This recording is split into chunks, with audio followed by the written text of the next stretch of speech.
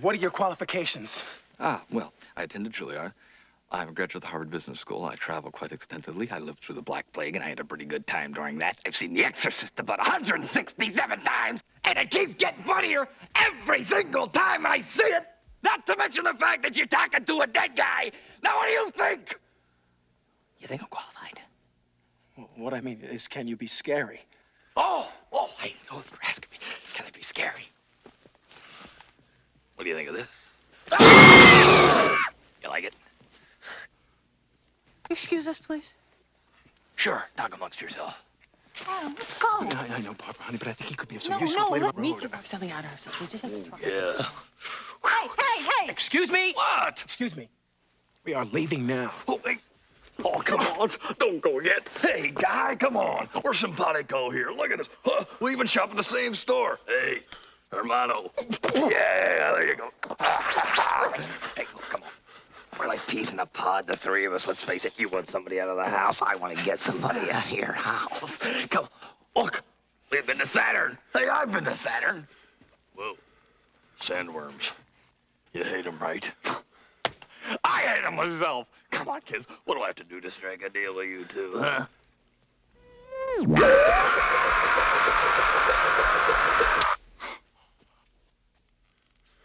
Don't you hate it when that happens? Let's go, Barbara. Wait a minute. Come on. Just come on for a while. We'll talk inside. Come on. I'm not staying here This another is a mess. minute. Don't pay attention to it. Adam, we have to get out of here. I agree, but I'll fix you something to eat. Home! Barbara, how did you do that? Hope you like Italian. Where'd you go? Hey, come on. Hey, where'd you go? Oh, hey, come on. You gotta work with me here. I'm just trying to cut a deal. What do you want me to do? Where are you? You bunch of losers! You're working with a professional here!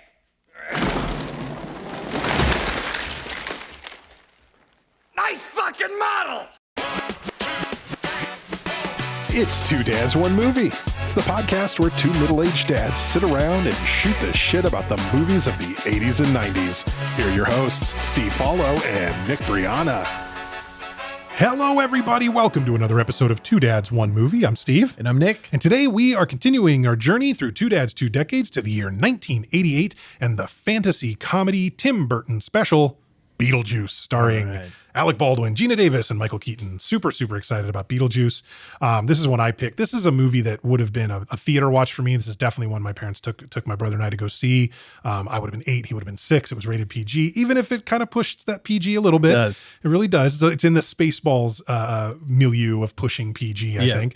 But yeah, this is definitely one that, you know, kind of mattered a lot to me as a kid. You know, I really kind of attribute liking this movie and liking Gremlins to the reason that I ended up growing up loving much more seriously horror movies. You know, neither of those are necessarily like fully horror, but they're in the genre adjacent at least. And I think, you know, being exposed to movies like that from a young age, like ended up really kind of sticking with me. And yeah, this is one that I've always loved. And I think Michael Keaton just was really everywhere at this point, right? I mean, this is not far from, this is what, a year before Batman, and this is like, you know, Keaton's doing his thing at this point. Yeah, so for sure. He was really firing on all cylinders, and just a movie I've always really enjoyed. Never like, oh, that's my favorite movie or anything like that, but just something that's always stuck with me. What about you, Nick? What's your history with Beetlejuice? Yeah, so when I watched this, I realized like I haven't seen this as much as I would have probably said that I had seen it before.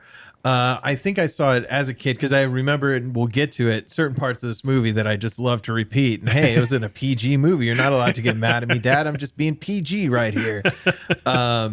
It's just such a fun character, recognizable character. I do remember watching those like Saturday morning cartoons they had of it. So I feel like that informs a lot of my Beetlejuice, because like with Ghostbusters a couple episodes ago, they had all this like shit around it. So you'd think of like, oh, Slimer's like the third main guy in the movie Ghostbusters. And then it's like, oh, they don't even call it Slimer and that, you know? So my Beetlejuice memories might be a little twisted because of that. That's fair. But yeah, I mean, Tim Burton, it's great to revisit him after we saw him with Pee-wee's Big Adventure back in the summer. And I'm really looking forward to chatting about this one. Absolutely. So let's go ahead and just jump straight into the facts on the movie Beetlejuice. Beetlejuice was released on March 30th, 1988 with a PG rating and a running time of 92 minutes. Directed by Tim Burton from the script by Michael McDowell, Warren Scarron, and Larry Wilson. Starring, as I realize I said before, Alec Baldwin, Gina Davis, and Michael Keaton. Scores, we get a nice healthy 83% on Rotten Tomatoes and a solid 7.4 from IMDb. But Siskel and Ebert didn't like this movie. We get a pair of thumbs down from those just awful people. Man. They're just awful people sometimes. Bad days. Anyway, awards. We do have an Oscar win for this. I didn't realize this. I looked up, but Beetlejuice was an Oscar-winning film for Best Makeup at the 1989 Oscars, which makes a ton of sense. Totally. Absolutely fits. But yeah, it did win an Oscar for that. Also, 8 nominations at the 1989 Saturn Awards, including 3 wins for Best Supporting Actress for Sylvia Sidney, who plays the Juno, the character that's like their guide in the afterlife. Oh, she won a Best Supporting Actress at the Saturn, and then Best Makeup, and then Best Horror Movie, which feels like a stretch. I don't know how many different best movie categories the Saturn Awards had back then. If there was no best fantasy as a separate category, then I could see putting, it would be horror, not action or sci-fi, right? So okay. But it seems a bit of a stretch to call Beetlejuice a horror movie. Yeah, for sure. On a $15 million budget, by the way, exactly the same as the cost of the movie we did last week, Wall Street. Okay. This pulled in $84.5 million, or 5.63 times what it cost, which makes it a bona fide hit. So that's the facts on Beetlejuice. And it is interesting. So we had done Pee-wee's Big Adventure, which came out like 4 years before this. 84 sounds right. Yeah. Or 85 like maybe. Yeah. Anyway, but that was Tim Burton's first like major feature film, and he had a budget of $6 million. Yes. So it's kind of cool to see what he was able to do with and there were some bigger stars in this, whatever, but he had more money to play with effects in this, and it's really cool to see that. Absolutely. And just to start off with how the movie begins and everything, there are a few things more just like joyfully whimsical than the opening of a Tim Burton, Danny Elfman movie. Like Elfman's score and Burton's initial visuals, which we don't, it's not super obvious right away, but we are getting an aerial view over the model that Adam Maitland has created of their little town in Connecticut. And that's Alec Baldwin's character, Adam.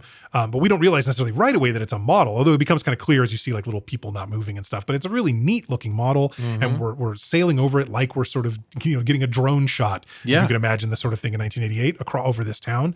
And it's a really neat sort of like beginning. And like I said, there's just the theme song and score for this movie. It's Danny Elfman, so it's just so fun and whimsy. And how perfect of a name is that, by the way? Elfman. Like if his name was like Craig Winchester, it wouldn't, like, his name is whimsical. Yeah, for sure. Like it's important that he does what he does. Exactly. But yeah, very cool model. And it becomes abundantly clear that it's a model when we see what would otherwise be a horrifyingly huge spider crawling over, I think it's the church or the schoolhouse, something like that, of the town. And that's when Alec Baldwin, and he like reaches down to like, and I'm like looking, I'm gonna be honest with you, that's a huge damn spider to just be letting on your hand, and too small to be a tarantula. So it's like, and I know it's not a black widow, but like it looks like a wolf spider, something that could really hurt you. Yeah, that thing was gnarly. And then he let it go outside, but he just dropped it out of like the attic window. Threw it out the 3rd floor window. I mean, I guess spiders can fall, and their body weight's so light that the air resistance keeps them from dying. They have those parachutes in Charlotte's Web, right? Yeah, so maybe he's got one of those. Spin a chute real quick. Yeah.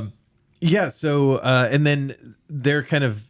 So Alec Baldwin, Adam, and Gina Davis, Barbara, the Maitlands. They're shown to be like, he's obsessed with his model that he's building, and he's, all he wants is like parts and supplies for that. And then she's obsessed with like redecorating the house. They give each other gifts, and she gives him this like, special paint for a certain part of the model, and he gives her some wallpaper, and they're just, couldn't be happier doing that stuff. And it's funny too, because there must be more wallpaper, because he hands her this really small roll, but then says something about there's enough to redo the entire whatever room it was. And I'm like, dude, that's like a single panel. Yeah. Like, that's going to get you maybe to the ceiling. Exactly. So he must have a lot more somewhere else, and this was more of a symbolic part of the gift. But they are on a staycation, and they don't use that term because nobody did until much later in years.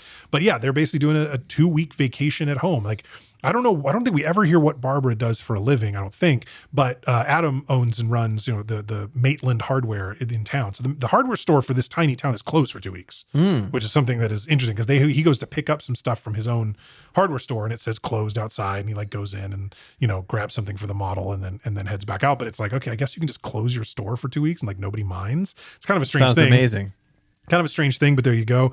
But before any of that happens, the realtor, Jane, shows up. She is pushy. She's loud. She makes a really kind of mean comment about how, this house is too big for you guys. This should really be a couple that has kids or whatever. And it's like clear that like from Gina Davis's reaction, from Barbara's reaction, it's like they've been trying and it's not working is what it seems like. Or I even thought for a moment that like maybe they lost one or something like that, but it doesn't seem that dark, but it is sort of like, she even apologizes initially, but it's like a dick comment basically from the realtor. They don't make it clear at this point that this realtor Jane is like related to one or the other of them, but apparently she is. And that at least excuses the familiarity a bit. Okay. Because I initially just thought, well, fuck this chick. Like, what is wrong with Jane, Seriously. the realtor? This is terrible. It takes way less than that for me to send a realtor packing. Yeah. But yeah, so then they decide to go into town, and Barb is driving so that Adam can run into the hardware store real quick, grab what he needs, and then they'll drive back. There's a bumper sticker on the back of their car that says, "I brake for animals."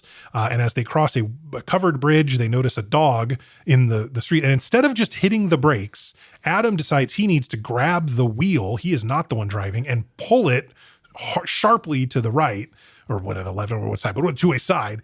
And they kind of crash through the wall of this bridge, this covered bridge. But I guess the dog is like hanging out on the back of like a piece of wood. This is like enough weight to keep them counterbalanced. Right. Like, oh my God. And that's a cool thing, is seeing the dog on this like plank of wood that's being like, pried up by the car. So it's like, oh, okay. And then of course the dog jumps off the car, goes in the water. Right. I got to say, Connecticut, bullshit covered bridges. New Hampshire is where it's at. You never would have been able to crash through that shit. So yeah, they're like, then they just appear back at their house. Just back at their house. So we're in the water. We're back home. They go up to the fire. The fire's kind of weird. Well, the fire turns on by itself before they arrive. And then when they show up, they go, well, the fireplace wasn't on when we left, right? Because this isn't like a flip a switch gas. This is like you got to put wood in it and kindling and like start a fire, So yeah, they were like a little surprised by that, but they're both soaking wet because they were in the water and they are drying off at the fire. And then at one point, Adam is like, I need to figure out how we got here. Like, do you even remember how we got here? And he goes, I'm going to go back to the bridge and retrace our steps. Well, as soon as he steps off the porch, he ends up in this bizarro, sort of colorful, weird world. It's got sand, yellow sand, and not even like normal sand, like yellow sand. And he hears this like cry of this beast, and then we see our first glimpse at one of the sandworms. Yeah. As it, it's kind of like off in the distance a bit. At which point, Barbara kind of grabs him and like helps him back up, but tells him, you were gone for 2 hours. So whatever dimension he moved into, it's a warp perception, travels weirdly, kind of thing. Yeah.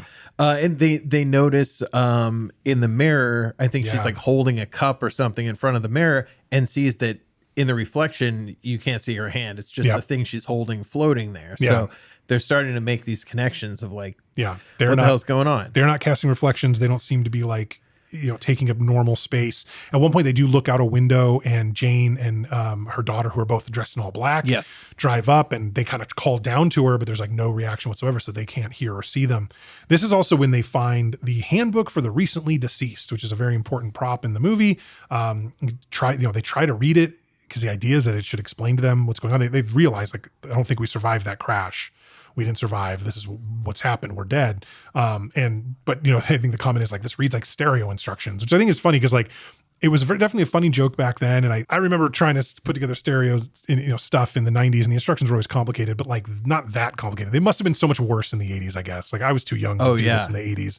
So maybe it was that, because there's a few times where the people wiring comment on for it. the speakers were like, remember the speaker wiring? Yeah. But they had like little clips. You could like get to do the thing and clamp down the connector onto it. That's the stuff I remember, is like those old like Bose, like the boom boxes with the removable speakers, that kind of thing. Yeah. So they have this book, which is going to kind of be their guide, and they kind of realize like, all right, we can't leave the house and nobody can see us. Yeah. Because they tried to shout to Jane below, and nothing. Yeah. So I think this is when we meet Beetlejuice. Like we see it, not Adam and Barbara, but we see him. He's looking for a job. So he looks to the obituaries because he's looking for the recently deceased. And sure enough, the Maitlands are listed there, as recently deceased. And he goes, oh, they look nice and dumb, or whatever. And so he's going to target them. But in the meantime, Jane gets to sell the house. Yes. And this was, I thought, really weird because I'd forgotten about a very quick line that Jane mentions later after the Dietzes, the family who buys the house, start moving in. She mentions that they were family, the Maitlands. So apparently Jane's actually related. Because I'm thinking to myself, yeah, the Maitlands don't have kids, but like, why is a realtor selling this home? Wouldn't this like be going to like auction or something? Like what happens when like there's nobody who owns the home anymore? They're all dead. Yeah. There are no survivors. There are no beneficiaries. Right. Like I don't even know what happens, but it seemed weird to me that like Jane is just allowed to sell the house. Yeah, that's a thing. But apparently as family, maybe she was. She's probably the one who would somewhere. ultimately get them. She'd be the beneficiary as well. So she sold the house, and we've got some movers coming in, kind of Happy Gilmore style. We got random shit being brought in, weird furniture that does not seem to fit the theme of the house. Right. know? Yeah. The house is very craftsman-y, very sort of like, early 20th century style. And this is all incredibly modern stuff moving in, weird sculptures and things, like all kinds of stuff. Stuff that looks like objectively terrible, but you need like a very fancy person to explain to you why you're wrong to not like it, Exactly. And we see this family moving in, and we have Charles and Delia. Yep. And Lydia. Right. And Charles, the father, Jeffrey Jones, who we saw in Ferris Bueller, Delia, the great Catherine O'Hara. The wonderful Catherine O'Hara. And then Lydia is a very early Winona Ryder appearance. And I got to say, I realized in watching this movie back just this week, I realized almost like I'd forgotten, I think, but I had quite a thing for this style when I was younger, the style of dress, this sort of goth look or whatever, because I realized that Lydia in Beetlejuice and Christina Ricci's portrayal of Wednesday Addams in the Addams Family were early crushes of mine. Oh, for sure. And so, and then I think when I think about it, that was basically the same style of the first girl I dated in high school too. She had that sort of, black fingernails and like the whole kind of thing. We listened to Gravity Kills and KMFDM together, that kind of shit. So, so apparently that was a thing for me for a while, was this style. Lydia looks like she's always going to a funeral. Yeah. It's kind of this, her physical look, but she's also quite a shutterbug. She's a photographer. She's taking pictures of all kinds of stuff. And that's when with a Polaroid. Well, initially it's a real, but initially she's got like a nice like Canon or something, film camera with the big thing. And she's taking pictures outside the house as people are moving stuff in. I think that's where this is. And she seems to see Adam and Barbara looking down from the attic. Nobody else does, but she notices. And there was in the handbook, it said that the living won't see the dead. Right. And they're making the distinction, is it can't or won't? And it just says won't. So it's like, okay, so there is no can't necessarily. And we get very early that, no, Lydia is, whatever is going on with her, she's in tune with this, and she is willing to see Adam and Barbara. Yeah. And Adam and Barbara are like, who are these people in our house? We're going to get them out of here. So they're consulting the book, like, how do we get them out of the house, and trying to figure ways to scare them early on. So they're trying to appear in front of them in these scary ways. So one is that Delia goes and she opens the closet, and we see that Barbara is in there, and she's like hanging from a noose, and then just pulls the skin off her face to reveal. So there's a lot of these like goofy Large Marge looking special effects in this movie that works so well, and it makes it kind of scary, but fun. But so it's spooky. It's not scary. It's like spooky. Yeah, I think spooky's good. And then another scene in one of the rooms, she has cut off Adam's head, and she's holding it up. So his ghost on there, but nobody can see them. No, nobody can see them. So they're trying to spook him, and they can't spook him. Great effect when. Because it's actually, we should mention, it's Delia and her decorator friend Otho, who's played by the same guy that played as Assistant Bob in Demolition Man. Yes. They are wandering around the house looking for things to change. So they're like they're literally like writing with spray paint the name of colors on walls that they're going to paint that wall that color, and they're doing different things. So they're the ones who Barbara's holding a knife in Adam's head while Adam's body is laying on the ground, to try to scare them. And it's a great little effect of Alec Baldwin then talking to Gina Davis as the disembodied head. Like, I don't think this is working. They can't see. It's very funny. But then he realizes that they start heading up to the third floor to the attic where his model is, that he didn't lock the door. So his headless body gets up and runs runs up the door past Delia and Otho, where they notice, they stop and go, did you feel that? Like, the whole kind of, oh, you got brushed by, by a thing. But sure enough, he goes up, shuts the door, locks it, and there's no key, or the key's inside the room or something like that. So, they think they're safe up there, Barbara and Adam. I do love too, there's a line when Delia and Otho are walking through, she goes into a bathroom, she goes, oh, look, an indoor outhouse. And I just have always loved, oh, look, an indoor outhouse. And all, like, the reason the family moved here, the thing that Charles wants is like, I just need somewhere to relax. Yeah. I need somewhere that I can have some peace and quiet. Yeah. So we get a few scenes of like him about to have his peace and quiet that gets disturbed here. Yeah. He's sitting there in his den reading Practical Homeowner magazine, which really cracks me up. We get the sense maybe he was in finance in New York City. They've moved from New York City. Yep. This is like Connecticut, but not close to the city, suburban Connecticut. This is like rural Connecticut. Yeah. A little village, and so, yeah. He's talking about like condo development a lot. So I think he's one of those guys, a real estate investor or something like that. So outside the door, Adam and Barbara realize that going outside the back door, like trying to leave the limits of the house, puts you into like the sandworm desert. So they're stuck. They're stuck inside there. This is something where I thought of at this point in the movie, watching at this time, my first thought would have been, you should be poltergeists, not ghosts. Like, start throwing shit around. They can clearly interact with the things in rooms and pick things up, whatever. I would start terrifying them by slamming doors and cabinets and throwing dishes around. Like, break all their stuff. Destroy the statues. Just be destructive. They'll leave. Like, you know what I mean? Like, if you throw a knife at one of them, they'll leave. Like, this could have been very simple. Like, if you're standing there in a room and a knife like flings by your head and like sticks in the wall next to you, I'm gone, dude. Gone. No questions asked. I'm out of here. Sell the house. Get Jane back in here. Sell this fucking house. God damn. But they don't do that. No. And so so we had the family kind of enjoying. They have like their Chinese food dinner. I don't know if this is like their first night in the house together or early on. And they're telling Lydia, who's not excited about anything because she's a goth, like angsty teen. And they say, well, we'll build you a dark room downstairs. And she's like, my whole life is a dark room. But to be fair, to Winona Ryder's credit, Catherine O'Hara says, we'll build you a dark room. Or maybe it was the dad. But one of the actors says, we'll build you a dark room in the basement. And he pronounces it dark room because that's like where you make photos of, right? And she says, my whole life is a dark room. And so she does like pronounce it slightly differently to like I feel like there's little subtleties like that. I'm like, oh, like even though Winona Ryder, what was she, like 15 in this movie or something? Really young. It's already a pretty good actress, like really kind of nailing these little subtleties of these line deliveries and things because it's a funny little moment. But yeah, this is, I think, when Barbara and Adam see like an ad for Beetlejuice. Right. And so, and of course he can't say his own name.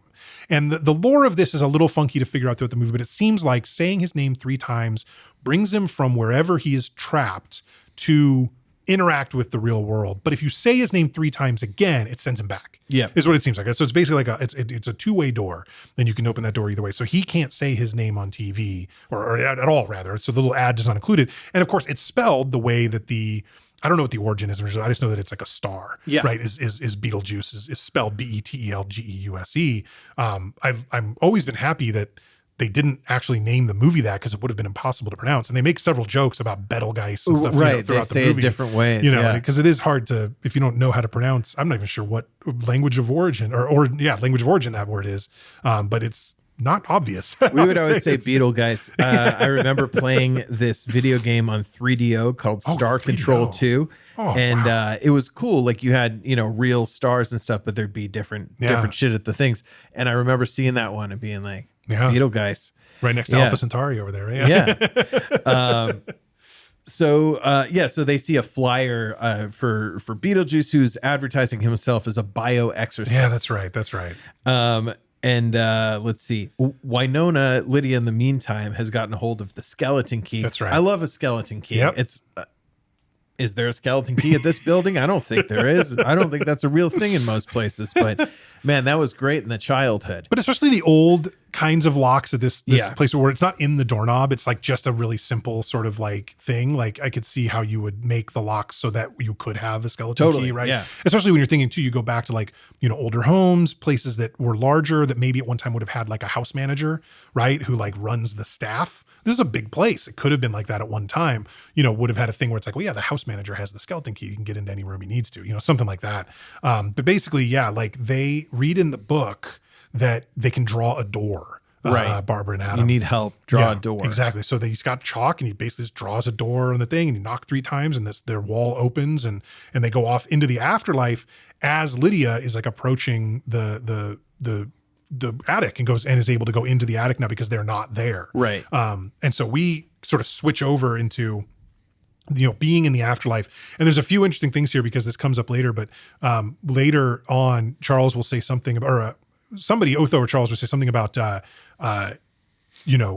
if you commit suicide and that's how you die, then you become a civil servant in the afterlife. Like you have like a crappy job. Yeah. And you'll notice everybody who works in the afterlife thing, they're like, there's a guy who hanged himself, a woman who has got slit wrist scars, and the guy who clearly jumped in front of a bus because he's been flattened. The guy who's like fully flattened. Exactly. So they're all suicides and that's why they're working this place. But basically the Adam and Barbara have to wait to get an appointment. No, they don't have an appointment. So they have to wait to see their case manager, Juno, played by Sylvia Sidney.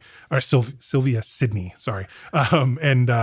It was a very, very funny actress, actually. Yeah, she was great in this. And just pointing out the score in this, I mean, it's just so perfect. It's very Ghostbusters-y throughout a lot of this movie. Like, it's a little goofier, but it has a lot of the same energy. The waiting room that they're in is really Pee-wee's Playhouse coded. Absolutely. The shrunken head guy. All the different, the woman who was like clearly cut, was like a magician's assistant who actually got cut in half, and so her legs are sitting next to her torso. That's a great one. And their main guide, Juno, she's a smoker and she has a fully slit throat, and you see at points like smoke coming out of this slit in her throat. So kind of cool there. There's a guy who's like fully black and burnt who's like smoking a cigarette and like offering a cigarette. So really, really fun puppet work. Been trying to cut back myself. Yeah, a lot of great effects in this, both makeup, puppetry, all kinds of cool stuff that we're seeing here. And a lot of it comes back a few times during the movie. This waiting room shows up a few times, and it's always interesting to kind of see everything that's happening around it. But yeah, so they get into, they actually get called and they have to head back to Juno's office. Before they get to Juno's office, they stop by, they see a room with these like ghostly figures just sort of like, flying vertically kind of in this like room, like they're just stuck here. And there's a janitor there and he goes, that's the lost souls room. Mm-hmm. When you get exorcised in the realm of the living, that's where you end up. It's like death for the dead, but you're just stuck there, which sounds awful. When they actually get to what they think is Juno's office, they realize they've walked back into their home and another several months have passed. They've been waiting and it's months. They also learned, I think, either from here now or it's earlier when they were at the reception's desk, they found out that they're sentenced essentially, or like they have to spend 125 years in their home. It's almost like part of their death was being assigned to haunt the house for 125 years, at which point, I don't know if they go on to like something like heaven or something or what, but we don't really get into that. It's just, that's what they have to do.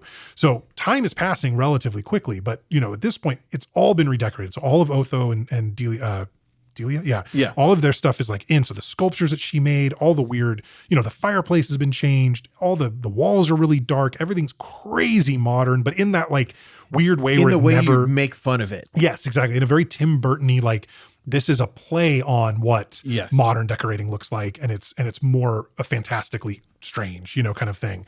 I would love to see what Tim Burton's house looks like, out of curiosity. I bet it's one of those like, super standard metal and cement or glass and cement, like monstrosities in Hollywood Hills that has no personality whatsoever. Like, wouldn't that be interesting if like one of the most interesting filmmakers ever just had a boring ass house? Right. It's that, or I could imagine him in like, like a 5-bedroom in Encino on a quarter acre where like it's wall to wall, all of the stuff from his movies. It's just like everywhere. It's just full of stuff. Just full of stuff. Yeah. It looks like the Ripley's Believe It or Not museum in there. Yes. Yeah. Exactly. Everything from Pee-wee's on. Like it's just,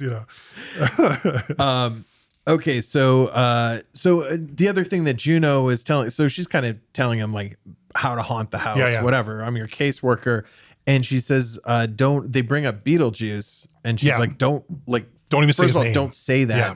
Don't work with this. This is not. He's not one of us. Yeah. He does not work well with others, as she says. Yeah, and so it's basically just like a no-go. We cut then to, because they've decided, okay, well, we're just going to try to get him out. We're going to have to figure out how to do this. We cut to Charles on the phone. He's talking to Robert Goulet back in New York City, trying to convince him, his name is Max, trying to convince him to like come out there and like see the place and like whatever. They've done all this work. And you know, Robert's kind of like, yeah, I don't really want to do that. Okay, bye. And it's like whatever. But when he hangs up the phone, he literally calls him a putz. And I always think it's funny the way he like hangs up his putz. Like he hates Charles. Like he clearly like does not want anything to do with him. And yet like he's always like talking to him. So we get Beetlejuice for a second. Inside the model, he's like luring a fly with a Zagnut bar, which is funny. I like seeing like retired candy bars. I don't think you can get a Zagnut now. I don't think I ever had a Zagnut. I think my only familiarity with Zagnut as a candy was this movie.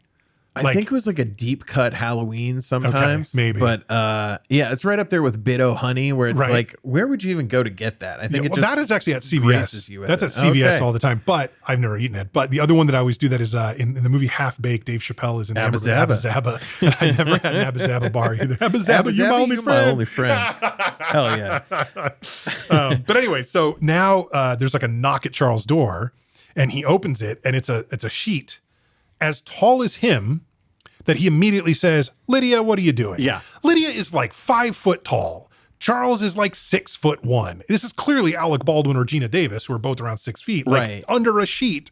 Why would he think his daughter was levitating 2 feet off the ground? It's crazy. He's just a dad who doesn't pay any attention to his kids, I guess. That's fair. Even though it's hard to believe that actor not paying attention to kids.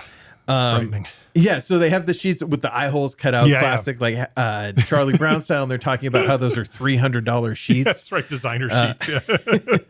And they're making these ghost moans and stuff, and it's doing nothing to Charles and Delia. They're just like, get out of here, right? Delia's asleep. She's not really paying attention, but Lydia snaps a couple photos with her Polaroid.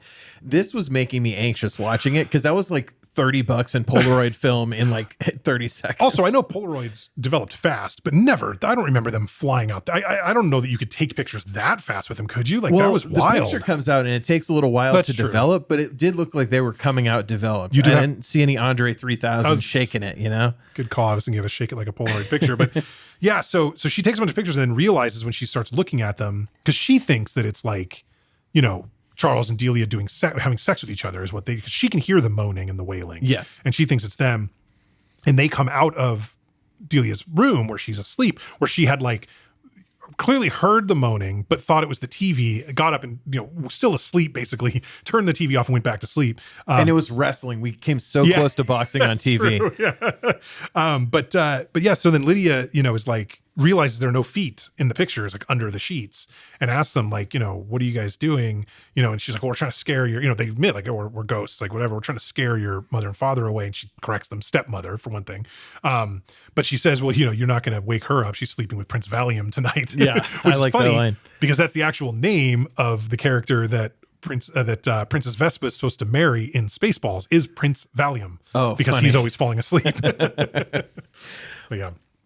So I think they've decided that we're going to try to get Beetlejuice. Beetlejuice time. I mean, we got to get these fucking people out of the house. Yeah. So they say his name 3 times. Right. And that kind of teleports them inside the model. Right, which is interesting. Instead of bringing him to them, it brings them into where he is, which we're led to believe he is trapped in. So why hasn't this released him? The fact that they even said his name should have been good enough. But anyway, we get a real intro to Beetlejuice. This is a great scene of Michael Keaton really hamming it up. You know, few things that I just want to point out that I learned in kind of doing a little research for this. One, a lot of these lines ad-libbed. A lot of this stuff was just Keaton cooking and just, you know, hey, you know, this is the gist, but do whatever. So a lot of these little asides and things, when he like hawks a loogie, spits it into his jacket and goes, I'll save that guy for later. That was a Keaton ad-lib, you know, things like that. And the makeup was almost entirely his idea. The mold on his face, the way his hair looked was all from Keaton to the makeup artist. Hey, make it look like this. Hey, make it look like this. And when Burton saw him, it was like, yeah, no notes. Let's do this. Like, nice. I mean, it was really very much Keaton. Like, Keaton bought into this movie so heavily. When he originally read the script, apparently he was not interested. He didn't get it, which is funny because we learned that about, oh God, I can't remember now. There's another movie that Keaton would have gone in but didn't get it, and he didn't end up doing it, and then ended up regretting it. A movie we covered, I can't remember. I can't believe I can't remember it now, but I can't. But anyway, in retrospect, this is one of Keaton's favorite movies that he'd done of his own, and he ended up just buying into the whole thing, hook, line, and sinker, and really giving it his all. And it's one of his best performances. It's really incredible. He is like he has channeled like Robin Williams, Jim Carrey, like all that kind of manic energy. Yep.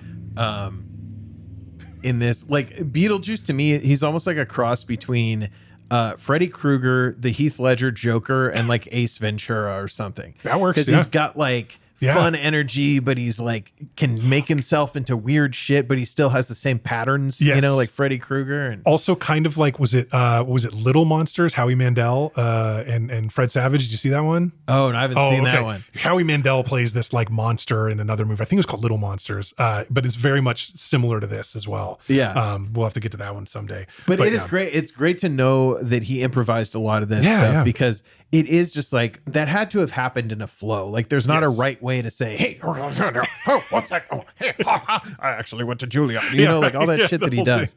Really good.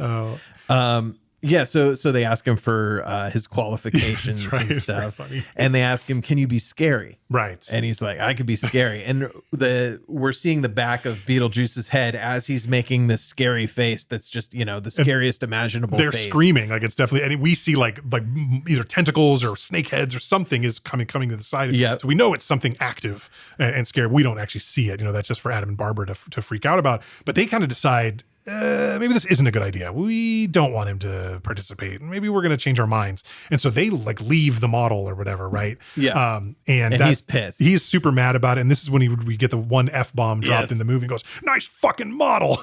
Oh, not only that. So he kicks the tree over. He goes, nice fucking model. And then he grabs his crotch and it goes, and it like honks his dick. Like when I was a kid, look, thank you to the gift that the MPAA gave us by letting this slide through on a PG movie, because that gave me endless delight as a kid that this was in the movie. Because I remember seeing that and just losing my mind. My 5-year-old niece has watched this movie and she has certainly repeated that. And then she said, Daddy, he says nice fucking model, and then he grabs his penis. Which is just so fucking funny. From the mouths of babes. Really, really good. And it's funny that they left that in because there's not really a whole lot language-wise objectionable in the rest of the movie. They're not sneaking in a bunch of bitches and asses. No. They're cashing in all their chips on the one F-bomb, and I'm glad they did. Yeah, I mean, it's very much like, even a little less close to the line than Spaceballs, which actually had the word shit show up a few times before fuck, even in the future, nothing works at the end of that movie. But yeah, I do love there's like 4 or 5, really it's a very small number, but there's like 4 or 5 PG movies from the era that feature a single well-placed F-bomb. Caddyshack 2 definitely has one as well. But yeah, so in the sort of like in that era where PG-13 existed as a possibility, that's sort of what I'm thinking. Yeah, right? PGs post the PG-13 being created that have F-bombs are very rare, but there are like 4 of them. PG-13. Yeah, exactly. Yeah. Well, certainly these days, you put a single F-bomb in a movie, and that's the only swear word, you're still PG-13 at a bare minimum. Like so, but yeah. So now we have Delia and Charles are hosting a dinner party. They've invited over. So there's Otho, who is apparently staying with them, I guess, because he's there all the time. And then another woman that they kind of seem like they're together. I couldn't tell if that was Otho's date, but then I think she left on her own without him after with Dick Cavett and his wife. Like, I don't know who these people also are. They're like financiers or something. It's he is Delia's, Dick Cavett's character. He is the art manager, agent. Yeah. And he says he's never, ever made money on Delia's art because it's all terrible. Delia, it's not terrible in that I tried to make this look like a horse and it doesn't really look like a horse. It's terrible in the sense it looks like a close-up, like Ren and Stimpy hairball.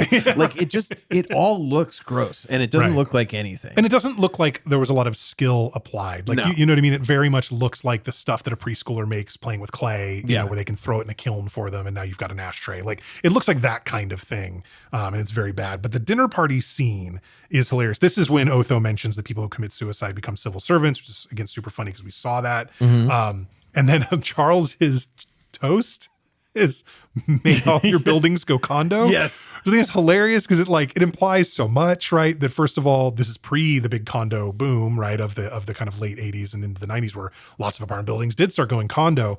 But it also implies that the friends of his who have expensive apartments would be able to afford to buy their apartment if allowed to, right? These are people with money that if their buildings went condo, they could buy their apartment. I mean, this is how I interpret it. I don't know, maybe I'm missing a I thing, was thinking he was seeing them as like real estate developers. Like, may you turn this worthless warehouse that you own into a bunch of condos. Oh, okay. But maybe that's more from like a 2000s vibe. Maybe, I don't know. But yeah, it's really funny that he said that. And it might just be intentional nonsense of Tim Burton just being like, dude, all the people I can't fucking stand right now are talking about condos all the time. So I got to make fun of that. How can I make this character more insufferable? Yeah. Oh, let's make him a huge fan of buildings turning into condos, because that actually sucks. And they're eating this. They have their dinner in front of them, and it looks like a futuristic shrimp cocktail or something. It's very odd. Yeah. And Lydia's there, and she's like, "Hey, I saw some ghosts." Like she's trying to tell them, and they're just like, "Hey, shut your ass up." So at a point in the dinner, I think it's Delia Catherine O'Hara who first starts Deo. And this is one of two major set pieces in the movie featuring a Harry Belafonte song. There are actually 4 Harry Belafonte performances on the soundtrack, because there's a couple times early in the movie, we didn't mention it talking through, but when Adam and Barbara are still alive, that they're listening to Harry Belafonte on like a record player or something. Other songs that he did, but this one, the Banana Boat song, and then later Jump in the Line right at the very end of the movie. But yes, this big Harry Belafonte scene, and it's like most of the song, and we've talked a lot about doing the whole song and stuff, but it's a hilarious like dance number. It builds so nicely because you get such a range of emotions from the characters, you know, where they're first just like, what is this crazy person doing? Oh my God, what am I doing? What's happening to me? To this is the most fun I've ever had in my life. They're loving it. And unfortunately, it is Adam and Barbara trying to scare them. The one scary part that does happen is when the shrimp reach up and grab them in their arms or whatever. Like, that was wildly frightening. Even like this time watching it through, I kind of forgot that. I remembered the dancing and the marionette sort of stuff and how funny that is. I forgot about the shrimp jumping up to grab their faces. Oh my God. Yeah, they turn into these like monster mitts. It looks a lot like when Dana Gordon gets not Dana Gordon, that's freaking Entourage. In Ghostbusters, when Dana gets grabbed on her chair. Yes, the different same arms. Stuff. Totally. It felt a lot like that. But yeah, so they're going, and Adam and Barbara are like celebrating. They're like, "Oh, we got him!" They're going to run, and they literally go, "Let's look out the window." They're going to start running out of the house because they're so terrified, and they don't. And we cut back down to them, and they are all, they're giddy. They love it. Oh, they love it. They're also trying to find the angle, like, hey, I think we can make some money off this. From the jump, Charles is like, this is an amusement park. This is going to be amazing. And it's like, dude, this is your sanctuary. All you've been talking about is how you want to go somewhere for peace and quiet, and now you want to make your house into this nightmare tourist trap. Well, now he sees dollar bills, y'all. Crazy. So they tell Lydia, because they finally believe Lydia, right? And they're like, go upstairs and get them. Yeah. And she comes down. She's like, no, they won't come down. I think they feel bad because you didn't get scared. Yeah, they were trying to scare you and it didn't work. And then Delia says, they're dead. It's a little late to be neurotic. It's a great line. Yeah, she's fantastic. Oh my God. But this is when, so they all decide to go up to the attic to try to like confront them or like whatever. And I think this is when the, maybe it's on their way back down because they don't find anything. Oh yeah, because they go up, they don't find anything. We learn that Adam and Barbara are hiding by hanging out the window. Yes. Right. So that they can't be seen at all or like affect the room. But Othos finds the handbook for the recently deceased and he takes it with them. As they all start heading back down the stairs, the stair banister turns into a snake and it's Beetlejuice. It's his head. It kind of attacks them. He pushes Otho down the stairs. He literally drops Charles from like, this is the second floor down into a very hard surface. Apparently doesn't hurt him significantly, but it's like, he really starts attacking. And I think this is, they get him away. Does Barbara say Beetlejuice Beetlejuice so again? She says his name 3 times and it puts him back into the model and stuff. Right. And he's down in the model. This is kind of cool. This is the only time it shows him like relative to a full-size person when he's shrunk down and he's yelling at her and she goes to like pick him up. Yeah. But then these spikes come out of him, she's like, ow, and drops him down there. He gets stuck in the the plastic sort of ground that represents the grass. He like gets stuck to it pretty bad. But this is when he's like, realizes there's now a new building there in town. It's Dante's Inferno room, girls, nude, this and that, whatever. So he heads on over there and Barbara's like, Adam, why did you build that in the model? He's like, I didn't put that there. And they are basically summoned back to Juneau.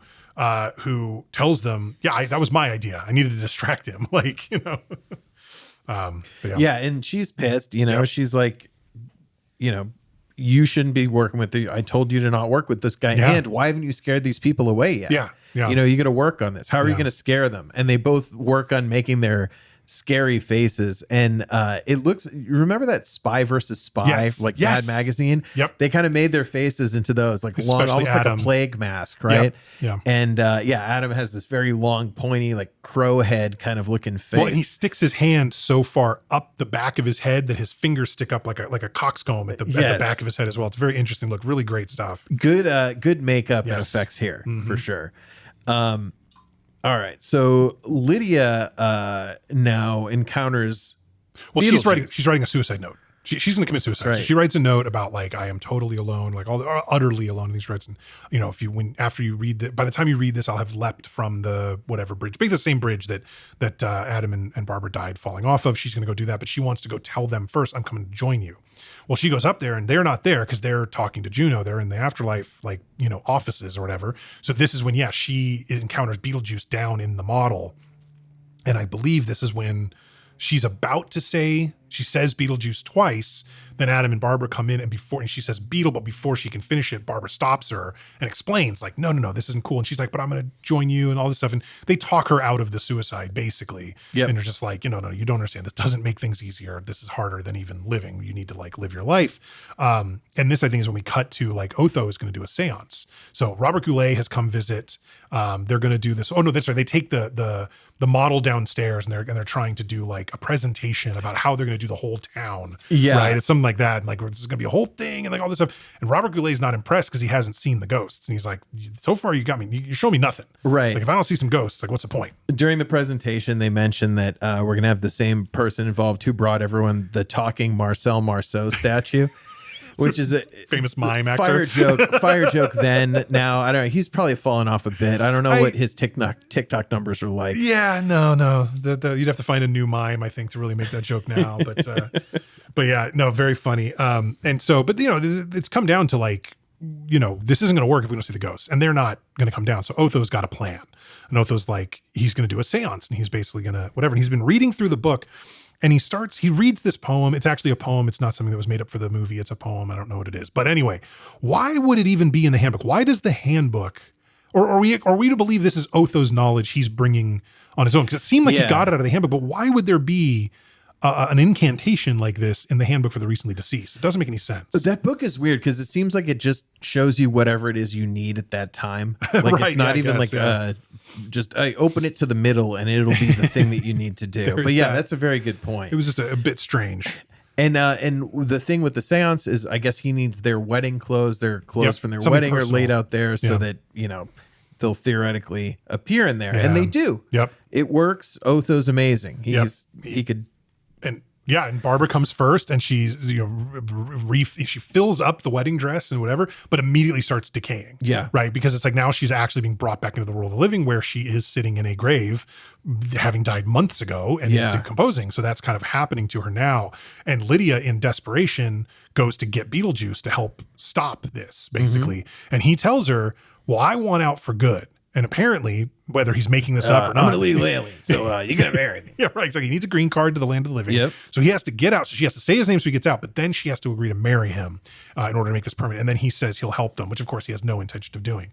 But she goes ahead and says, Beetlejuice. And this is when, a great, really quick 2 words, but him saying it's showtime. Such a classic Beetlejuice moment.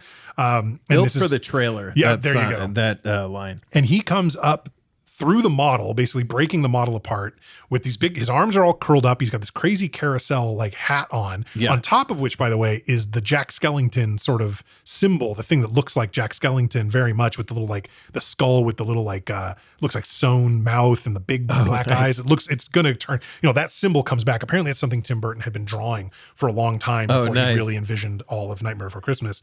So a little element there, which is fun. And Beetlejuice's hat, I'm pretty sure that we saw the Daryl Hannah character wearing that in Wall Street at some point. The black and white stripes or whatever. Like, so he turns, like, he morphs. This is very Freddy Krueger-ish here, where these like rolls come out that are supposed to be like his legs or arms, and then it turns into one of those test your strength things that you hit with the big mallet, and it'll tell you how strong you are, which is a cool effect. Yeah, and that blasts Goulet and the other person out of there, right? And they're just gone. I don't think we see them again for the rest of the movie. They're just gone. They just get launched somewhere into space.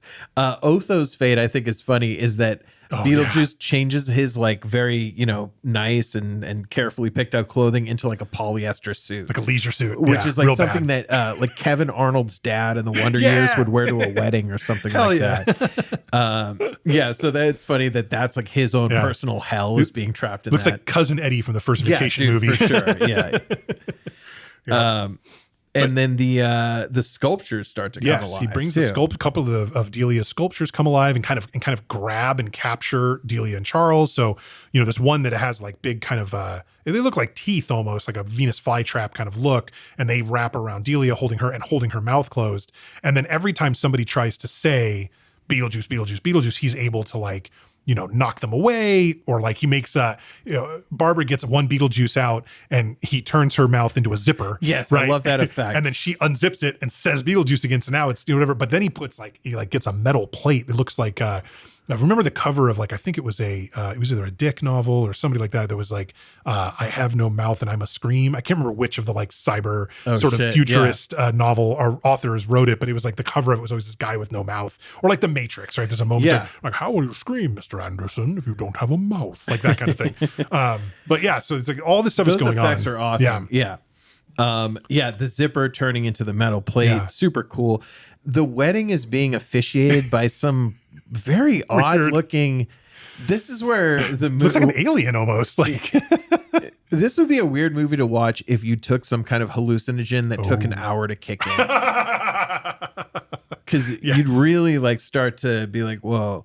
So there's this little alien guy who's officiating the wedding. So now Adam is trying to well, he got like shrunk. He got shrunk. Yeah, he's in the model. He's in that little truck. Yes, and now he's driving it across the floor like Stuart Little. Yeah, that's right. And he manages to crash into Beetlejuice's foot right as the wedding's about to be finalized. And it's weird because they've both said "I do," although Beetlejuice said it for Lydia in her voice, right? Yeah. But like we're only waiting for the man and wife, kind of moment, which is like they've already got a ring. Like technically, this would be done in whatever like venue that this was like authorized under, under which auspices, like it would be done at this point, whatever that means. But yeah, the wedding keeps trying to do it. Barb gets teleported by Beetlejuice back to Sandworm Town, whatever the outside realm is, and you're kind of like, gosh, I want to get, and a sandworm is coming for her, so it's like a little scary. But the next time we see her is her and the sandworm busting in like through the wall by the fireplace, and she like jumps off, and the sandworm just eats Beetlejuice basically. Just like that was quick. Like it did.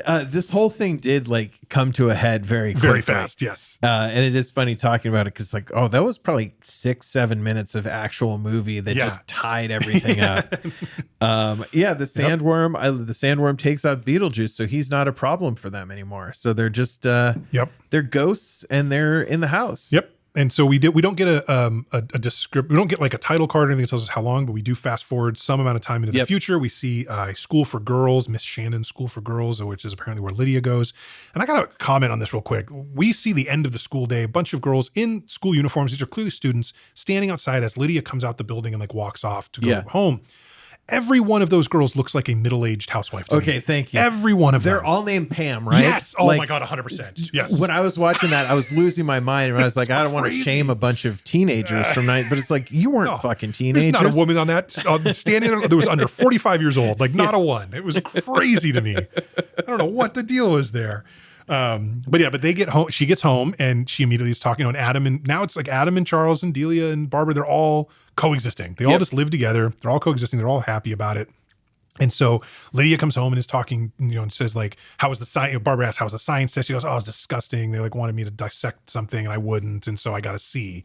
It's like, well, at least it's not an F, whatever. And then what about the math test? She goes, well, and Adam's like, we studied for that for a week. Like they're full on like taking this girl under their wing, to like be parents for her, but she got an A. And so she's like, so can I? And it was like, and then this is like one of, I think for everybody, one of the most like memorable kind of moments, even though it's right at the end of the movie, but like, you know, Jump in the Line, Shake Senora by Harry Belafonte playing while she actually is dancing and like going up into the air and floating near the stairwell as the song. And again, most of the song plays, and it is a large chunk of the song. At one point we cut to up in the den, and Charles is sitting there and goes, oh, sounds like Lydia got an A on the math test. Yeah.